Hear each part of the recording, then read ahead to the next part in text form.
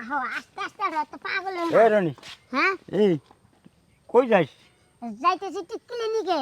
কেন কই কেন তুমি বুঝতেছো না বিয়ে করছি মনে করো যে 2-3টা কাম হইলো না আর মনে করো যে লাস্টে বিয়ে করলাম এই যে মনে করো যে কাম বাজাই নিছে ঝামেলা।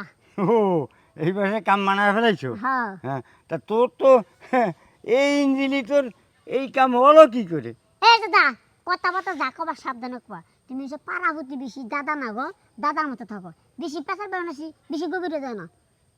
আমি উল্টো পাল্টা কথা কইছি এটি খারাপ কথা কইছি তোর যে শরীর তাতে তুই বানালি কি করে এই তুমি চুপ থাকবা শোনো তোমার লগে কিন্তু তখন ভালো ব্যবহার করছি দাদা বুঝছো কি তাহলে আমি একটা কথা বলি আপনারে যেহেতু আপনি দাদা শ্বশুর আপনার বউ হচ্ছে আমাদের দাদি শাশুড়ি তাই না? হ্যাঁ, হ্যাঁ। আমার স্বামীর হলো দাদি আপনার যদি এত সন্দেহ হয় যে আমার স্বামী কিছুই করতে পারে না তাহলে আপনি এক কাজ করেন দাদিরে রাতের বেলা পাঠাই দিন হাই তুমি একই হ্যাঁ, কথা কও একদম ঠিক কথা কইছো।